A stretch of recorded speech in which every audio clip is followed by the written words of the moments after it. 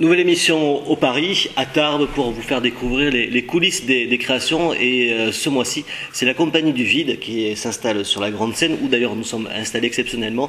Bonjour Julie et bonjour Benjamin. Bonjour. Bonjour Eric. Merci d'être avec nous pour cette émission spéciale autour de la nouvelle résidence que vous pourrez voir. Alors je vais déjà donner les dates. À partir du mardi 9 février et jusqu'au dimanche 14, du mardi au samedi c'est à 20h30, le dimanche c'est en matinée, c'est à 16h. C'est une logique d'horaire qui m'a toujours échappé. Une matinée en plein après-midi, mais bon. Ah oui, ça, c'est les conventions du théâtre. D'accord, je ne savais pas. Et puis le samedi 6 février, ce sera la répétition publique. Ce sera un premier rendez-vous avec le public. Ce sera de 14h à 16h en entrée gratuite. Voilà pour les infos pratiques. Avant de voir ce qu'est, ou plutôt qui est Rosemonde, puisque c'est un spectacle un peu particulier avec vous seul sur scène, Julie, on va parler de cette Compagnie du Vide. Je crois que vous arrivez de la Haute-Garonne. Oui, on arrive de la Haute-Garonne, la compagnie est implantée en Haute-Garonne, nous on habite un peu plus sur le côté, on habite dans le Tarn exactement, à côté. Et c'est une jeune compagnie de cirque, même si le spectacle qu'on présente là, il n'est pas vraiment fait comme un spectacle de circassien habituel, mais la compagnie, elle a pris ses sources dans le milieu du cirque, parce que moi je suis circassienne à la base. Et voilà, c'est une jeune compagnie, on en est au 3e spectacle, c'est le 3e solo de moi-même. Puisque ouais. c'est un peu cette particularité. Avant, si on devait définir pour ceux qui ne savent pas ce que ça veut dire circassien, le cirque c'est pas seulement des clowns et des éléphants, circassien c'est vraiment le côté plus artistique du monde du cirque. Bah, c'est surtout le cirque moderne. C'est qu'on ne vient pas d'une famille de cirque et on ne fait pas des numéros traditionnels. On a toute une formation autour du comédien, du travail de comédien, du travail de clown contemporain. Donc c'est pas du clown avec du nez, c'est faire du théâtre en partant de nous-mêmes, en partant de nos forces, sans interpréter des personnages. C'est un peu le travail de cirque, c'est utiliser nos atouts et nos forces. Donc souvent quand on est circassien, il y a des gens qui sont un peu polyvalents, mais sinon les circassiens, ils ont des fois des spécialités techniques, parce qu'ils préfèrent approfondir une spécialité, et ils font du jeu autour, ils mettent en scène leur numéro en faisant du jeu, et c'est toujours un jeu qui nous correspond à nous. C'est pour ça que moi j'arrive à ce spectacle-là qui est vraiment du clown, mais qui en fait est basé beaucoup sur moi. Je suis partie j'ai d'abord travaillé sur qui j'étais moi sur scène, avant d'interpréter un personnage. Et ça fait longtemps que vous travaillez ensemble, Benjamin ? Non, c'est notre première collaboration sur ce spectacle. Julie m'a demandé de faire la mise en scène de Rosemonde il y a une grosse année à peu près. Elle avait déjà éprouvé ce personnage dans pas mal de situations. Après, ces 2 premiers spectacles, elle va en parler mieux que moi, c'est un autre metteur en scène qui est intervenu. Mais c'est vrai que à chaque fois c'était des solos. Alors, vous disiez justement que vous avez éprouvé votre art sur la scène, mais pas que, parce que le personnage de Rosemonde, il est né sur le trottoir. Ouais, on peut dire ça comme ça. Le personnage de Rosemonde, il est quand même né sur une scène au départ, mais sous forme de numéros. Voilà, moi on les a vus en vidéo il n'y a pas longtemps, ça m'a fait bizarre, voilà, parce que le Rosemonde a beaucoup évolué depuis, ça n'a plus rien à voir. C'était beaucoup plus grossier, beaucoup plus surjoué, c'était moins fin, parce que là, on peut croire d'apparence que c'est pas fin, parce qu'il y a un personnage assez excentrique, mais quand même il est fait avec finesse. C'est un peu Et du coup, il est né, voilà, je pense en 2008-2009, sous forme de numéros, intercalé dans d'autres numéros, sur ce qu'on appelle des soirées cabaret de circassiens. Et c'était un peu un coup de hasard. Je devais jouer un numéro de jonglerie, parce que moi, à la base, je suis une circassienne jongleuse. C'est ma spécialité, je suis jongleuse, je ne suis pas acrobate. Et du coup, je voulais faire ce numéro. On m'a demandé de faire ce numéro qui avait déjà 10 ans, et voilà, j'en avais un peu marre de le faire. Du coup, je dis, moi je veux bien faire mon numéro, mais vous me laissez faire une petite première partie. Et dans cette petite première partie, j'ai pris mon personnage qui fait le numéro et je l'ai fait parler, je l'ai fait installer le numéro en disant au public que j'étais en retard, donc j'avais pas eu le temps d'installer. J'ai fait un petit numéro de clown, le clown qui vient prendre l'espace alors qu'il devrait pas être là, mais qui est bien content d'être là. Et ça a bien cartonné. C'était super approprié, c'était vraiment ce qu'il fallait que je fasse. Ça a beaucoup mieux marché que mon numéro de jonglage qui était après, et pourtant c'était celui-là qui existe depuis 10 ans. Et là je me suis dit, oui, il faut que je fasse ça. Et depuis, oui, je fais du théâtre de proximité dans la rue, ou des billetteries clownesques ou des choses comme ça, où le personnage il vit vraiment. Son texte n'est pas écrit, son histoire est écrite, je sais d'où je viens, je sais pourquoi je suis là. Tout est très clair pour que je puisse répondre la bonne réponse à la personne avec qui je communique. Et ça s'appelle du théâtre de proximité. Et je me suis dit, waouh, la force qu'il a ce personnage, faut faire un spectacle fixe aussi. Il y a une difficulté particulière vraiment de jouer face aux gens. C'est un peu comme un magicien. Il y a les magiciens qui sont sur la scène et puis il y a ceux qui font du close-up, c'est-à-dire qui font des tours sous le nez des gens, ce qui est encore plus agaçant parce qu'on voit jamais le truc. Pour un comédien, il y a un rapport encore plus particulier. Il faut être peut-être plus sincère, encore plus dans son personnage. Eh ben, faut être. En tout cas, si t'es pas à fond, ça passe pas. Parce que les gens viennent pas voir le prétexte. Quand tu fais un spectacle, les gens, ils sont déjà gagnés par le fait qu'ils sont contents de venir voir le spectacle. Là, les gens, ils sont pas venus voir le spectacle, ils sont même pas venus me voir moi. Du coup, il faut être vraiment fort parce que faut attirer l'attention, faut être vraiment là, faut être vraiment sincère à 300%. Faut être dans une réalité, faut que le personnage existe vraiment. Je peux pas me leurrer en me raccrochant à une écriture. Des fois, si le spectacle, j'ai pas encore joué beaucoup Rosemonde, mais si le spectacle est un peu moins bien à ce moment-là, ben, j'ai l'écriture du spectacle qui tient et il arrive au bout et il amène les gens. Là, il n'y a rien, ça repose sur rien, que sur être là à 300%. Alors, qui est Rosemonde et qu'est-ce que vous allez pouvoir voir sur scène? On regarde un petit extrait du spectacle. Ce sont des extraits de répétition, parce que vous connaissez le principe du pari, c'est qu'il y a un travail de répétition qui est fait pendant 2-3 semaines avant de pouvoir jouer plusieurs fois dans le lieu. Vous le connaissez puisque vous êtes ici. C'est pour nos spectateurs. Un petit extrait, puis on se retrouve et on va essayer d'en savoir un peu plus sur Rosemonde. Vu que je suis là, je me suis dit que j'allais en profiter pour tester cette idée phénoménale, incroyable, celle que j'ai jamais osé tester chez moi. Je vais jamais oser la tester, même dans mon jardin, même dans mon salon, les volets fermés, tellement ça fait peur d'avoir mal. Bon, je vais chercher le matériel. Je vous laisse entre vous.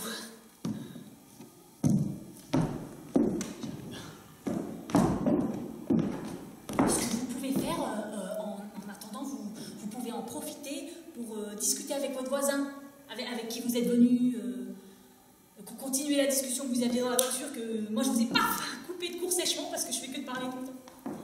Voilà, allez-y.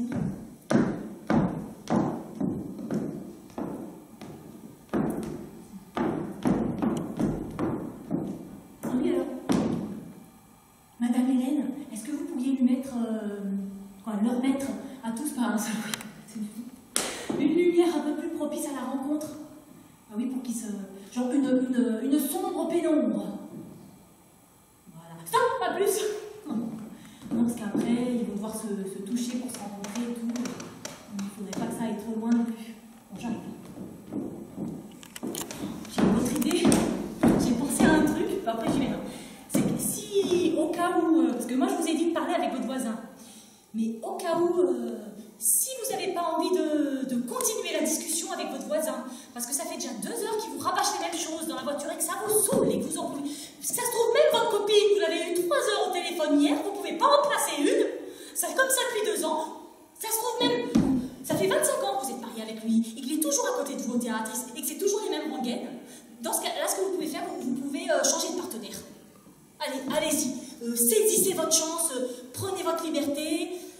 Alors ce que vous faites, vous regardez d'abord, vous observez, au cas où quelqu'un vous plaise, que ça soit physiquement, vestimentairement, en toute impunité, intellectuellement, et ben, vous vous levez, vous allez à sa rencontre, allez-y, saisissez votre chance, sentez-vous libre. C'est pas tous les jours en spectacle vivant qu'on vous permet d'être acteur de vos émotions. Alors, allez-y.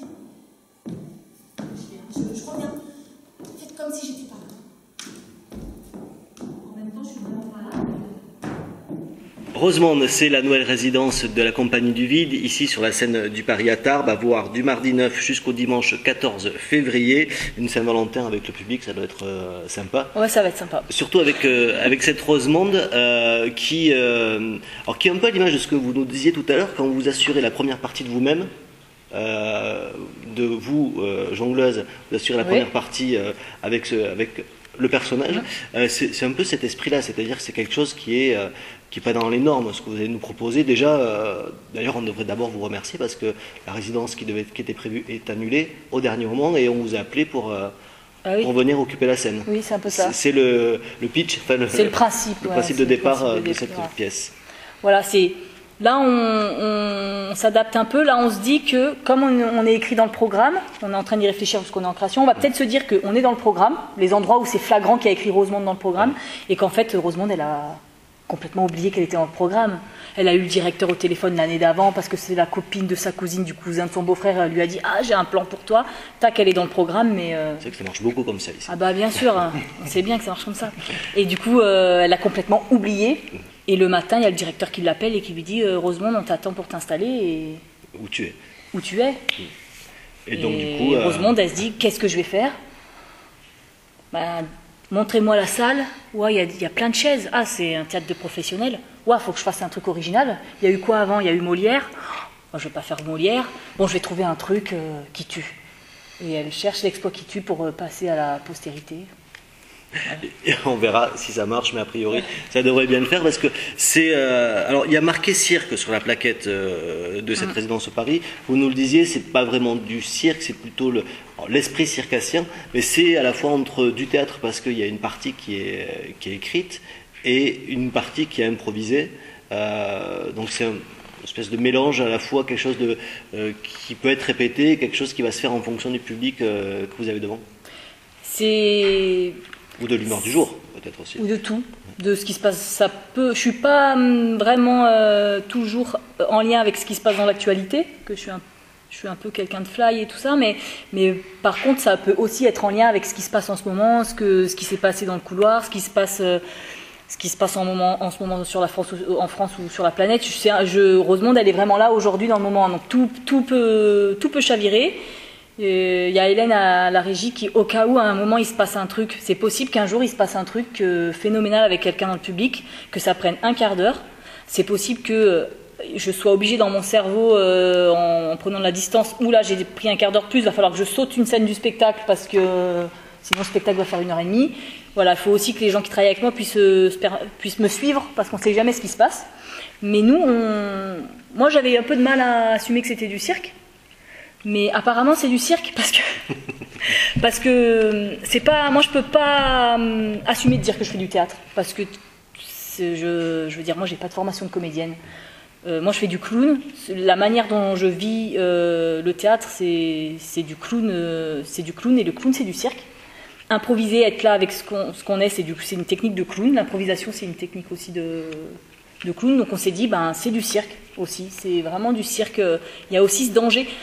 Moi, j'ai fait passer le danger physique dans du danger, je trouve que c'est du danger de comédien aussi. C'est une prise de risque que d'être lâché dans le public aussi et d'être en impro. Oui, parce que de fait, on ne sait pas comment va réagir le public. Il peut très bien être très fermé comme trop expressif, ce qui peut arriver aussi. Ce qui peut arriver, oui. Benjamin, comment on met en scène justement un spectacle comme ça qui est... ce que je disais, à la fois écrit, mais à la fois qui va s'improviser dans tous les cas. On l'écrit pour une personne. On l'écrit pour un personnage, on l'écrit pour le comédien qu'on a en face, parce que on sait les qualités du comédien. Je sais qu'elle peut partir en improvisation sur beaucoup de choses. Je sais qu'elle peut oublier qu'elle est dans un théâtre à un moment donné. Je sais qu'elle peut oublier le fil du spectacle. Donc le but de mettre en scène, c'est vraiment l'écriture. De faire une écriture qui, à chaque moment, et de lui faire rentrer l'écriture, à chaque moment d'improvisation, quand elle va sortir de son improvisation, elle va savoir où se rattacher dans son écriture. Le vrai travail, il est là, et de savoir que c'est vrai qu'elle peut partir avec quelqu'un du public à un moment donné. Donc Hélène, qui est la technicienne qui va faire la création avec nous, là, elle sait que soit c'est un moment qui est plutôt écrit, qu'elle devrait aller dans le public, donc sur sa conduite, elle lève un peu la lumière du public, soit c'est pas du tout, et c'est à elle de suivre Julie à ce moment-là. Mais tout ça, on sait que ça peut arriver. Du coup, le but, c'est de faire un écrin où on sait que tout ce qui peut arriver, mais on sait que la trame, on l'a choisie quand même. Et que le point de départ et le point d'arrivée, tout ce qu'elle va vivre, ce qu'elle va nous raconter, ses émotions, son histoire, sa vie, d'où elle vient, pourquoi elle est là dans ce théâtre à ce moment-là, pourquoi elle veut faire un exploit à tout prix, toute sa psychologie et ce qu'elle a vécu. Tout ça, il faut qu'on puisse le lire quand même si elle a des grandes envolées d'improvisation. Il faut que le fond et le propos, ils soient clairs, et pour que tous les gens, du coup, qui vont voir Rosemonde, puissent dire elle est folle, mais quand même, il y a un peu de fond, et sa sensibilité, elle est vraiment là. Et aussi parce qu'on a décidé de faire un spectacle à un moment donné. Le spectacle, on l'a pas. Le concept du spectacle, c'est pas de la performance, parce que moi j'ai déjà fait ça en rude, 4 heures, 5 heures d'impro où je dois faire de la performance, il se passe des choses géniales, et peut-être qu'un jour je vendrai ça. Je vendrai ce concept-là de dire j'ai ma première phrase et j'ai un réveil qui sonne au bout d'1h10 et le spectacle qui s'arrête et il va se passer des trucs de fou et je sais pas quoi. Là on a quand même, c'est pas ce qu'on a décidé. On a décidé de faire un spectacle écrit, il y a une histoire. Il y a une fin, il y a un début, et ce qui se passe le long du spectacle, ça dit quelque chose. Et c'est juste que c'est un spectacle où il y a la place à l'improvisation. On regarde un nouvel extrait de ce que vous pourrez voir à partir du 9 février, c'est le 9, c'est ça, sur la scène du Paris, et puis on se retrouve pour la dernière partie de cette émission. Je pensais pas qu'il y aurait autant de monde, je pensais pas qu'il y aurait autant de styles de gens hétéroclites. Non, parce que c'est pas mal pour moi, parce que ça me fait beaucoup de potentiel contrat de travail avec toutes les animations. Voilà. Parce que moi, je pensais que vous seriez moins. En tout cas, parce que moi, en fait, je voudrais pas vous vexer, mais comme ici, c'est pas vraiment. En fait, je pensais qu'il y aurait que la moitié, parce que. Je veux dire, comme ici, c'est pas vraiment une salle de. C'est pas une scène nationale ici quand même. C'est pas le Parvis, c'est le Paris quand même. Faudrait pas tout mélanger. C'est pas le même prix quoi. C'est pas cher. C'est pas cher. Vous allez payer cher. Enfin, c'est bien ça. Comme c'est pas cher, je pensais qu'il y aurait moins de monde.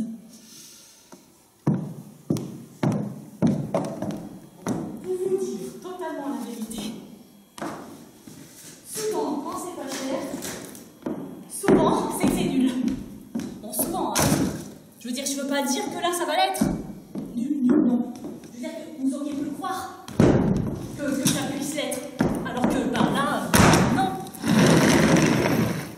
Ou peut-être c'est pas. Ça dépend, c'est pas. Parce que ici, ici c'est. Non, parce que c'est un test, donc ça se trouve, ça va être. Bon, si ça se trouve, c'est bien, et si ça se trouve, pas du tout. Mais si c'est bien ce que je viens faire, peut-être un jour j'irai à New York avec. Ou à Avignon. J'ai toujours eu envie d'aller à Avignon. De toute façon, pour aller à Avignon, c'est-à-dire pour aller loin à Paris, faut faire des choses insolites. C'est des avant-premières mondiales, des choses jamais vues. Du coup, pas mon numéro de collier. Ben non, parce que je l'ai déjà joué 4 fois à Toulouse et une fois chez Patrick Sébastien. Qui c'est qui l'a pas vu? Tout le monde? Tout le monde l'a pas vu. Je vais être obligée de vous le faire. Donc un nouvel extrait des répétitions de Rosemonde. J'insiste sur le mot répétition parce que du coup c'est peut-être pas ce qu'on verra sur la scène à partir du 9 ou ce que vous travaillez là. Moi j'espère un peu aussi quand même. Ouais, pour pas travailler pour rien. Mais est-ce que ce que vous expliquez, c'est-à-dire qu'il y a quand même une trame, une histoire, donc la partie travail de répétition, j'imagine plus pour Benjamin, pour vous, mais vous aussi, c'est quand même d'assurer ce socle-là, espèce de socle commun à toutes les représentations. Oui, c'est ça, et puis de savoir que le texte, du coup, le texte vient essentiellement des improvisations de Julie en Rosemonde, en jeu. Moi, j'ai passé énormément de temps à écrire, réécrire ce qui sortait, les mots tordus qu'elle peut qu'elle peut sortir en improvisation. Elle est éblouie par un strombinoscope, par exemple. Elle n'est pas éblouie par un stromboscope, ni par un trombinoscope, mais voilà. Et toutes ces fautes de diction de français qui sont propres à Rosemonde, il faut les attraper et les remettre dans le texte, et après qu'elle les apprenne, même si elle n'y croit pas, que c'est elle qui les a dit, et puis les construire comme ça. Donc le but, c'est de construire réellement un 50 minutes écrit de A à Z, et au plateau, avec le public, avec les improvisations, qu'on arrive à un spectacle d'une heure, 1h05, voilà, où elle a vraiment un quart d'heure d'improvisation sur 1 heure pour s'exprimer vraiment en tant que comédienne. La trame du spectacle, c'est aussi un exploit qui doit être. Alors, on ne sait pas quel exploit, et on ne vous le dira pas là, puisqu'on viendrait voir le spectacle ici sur la grande scène du Paris, mais Rosemonde, elle veut quand même arriver à quelque chose. Oui, alors Rosemonde, elle s'est mis la barre très haute pour faire une avant-première mondiale, quelque chose que jamais personne n'a fait, et personnellement, j'ai jamais vu personne le faire, vraiment. Et ce qui est intéressant, c'est que déjà l'exploit, il est quand même assez sensationnel, vraiment, et qu'en plus, elle va mettre 1 heure à réussir à le faire. Pourquoi ? C'est un peu le propos. Il y a le propos qui est dit il y a le propos conscient, il y a le propos inconscient. Inconsciemment, c'est que finalement, elle est bien contente d'être 1 heure sur scène. Les gens, ils sont assis, ils restent assis. Elle est quand même contente d'être là. Et il y a l'autre côté aussi, c'est qu'elle perd du temps parce qu'elle a aussi peur de faire l'exploit, parce qu'il fait vraiment peur cet exploit. Et vraiment, même à moi-même, il me fait un peu peur des fois.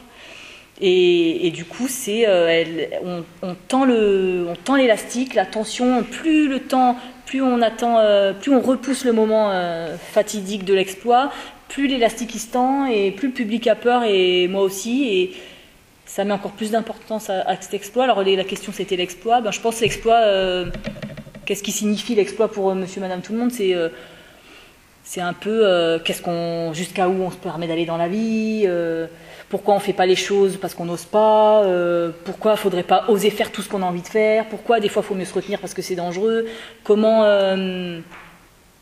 s'exprimer dans la vie, c'est un peu, moi je vois ça comme ça. Oui, puis le fait de cette tension jusqu'à l'exploit, j'en reviens à pourquoi on dit que c'est un spectacle de cirque, c'est parce que c'est une construction circassienne. Une montée, des roulements de tambour et la cymbale sur l'exploit en 2 minutes, 8 minutes ou en 1 heure. De toute façon, on est dans cette construction-là. On est dans la construction d'un numéro qui commence, et puis il va falloir y aller, Elle recule, mais elle recule de 2 pas pour faire 3 pas en avant, parce qu'il y a un moment, il va falloir y aller. Donc c'est un peu... Mais l'exploit, il veut dire qu'elle est vivante, et il veut dire que faut pas qu'on l'oublie, elle a envie que les gens ne l'oublient pas, qu'elle est vivante et qu'elle est là et qu'elle restera là. Ouais, elle a envie de se sentir vivre, et c'est l'adrénaline que Rosemonde elle prend jusqu'à je pense que c'est un spectacle très vivant de par ce qu'il veut dire par rapport aux propos, ce qu'on dit là, et par rapport au fait que c'est un personnage en impro qui est vraiment là. C'est vraiment un spectacle très vivant. C'est pour ça que même dans la plaquette, c'est écrit, c'est un spectacle qui ne se regarde pas, qui se vit. C'est vraiment un truc à vivre. Et du coup, chaque spectateur aura ses propres émotions par rapport à ce qu'il aura vu et vécu avec vous sur scène. Oui, et aussi chaque représentation sera différente. Ouais, ça c'est l'histoire de... Venez plusieurs fois, vous verrez à chaque fois un spectacle différent. A priori. Merci Jolifon d'avoir été avec nous. Merci également à Benjamin de Mathéis. J'en profite pour dire qu'il y a une exposition qui est à voir également ici au Paris en entrée gratuite qui s'appelle Ladjo. Vous voyez quelques images. C'est une artiste peintre qui est originaire de Nancy et qui fait également de très très belles réalisations. Venez 10 minutes, un quart d'heure avant la représentation, comme ça vous pourrez aller jeter un coup d'œil à cette expo, puis elle est visible bien sûr tout au long de la journée. Rosemonde, ça sera en répétition publique samedi 6 février de 14h à 16h en entrée gratuite. Mardi 9 février, la grande avant-première en entrée à 5 €. Et puis ensuite, de mercredi au samedi à 20h30 et le dimanche 14 février, une belle Saint-Valentin avec Rosemonde, ça sera à 16h. Merci à vous deux. Merci aux équipes techniques de Tarbes en Seine et du Paris qui nous ont permis de réaliser cette émission. Et à très vite pour une prochaine résidence.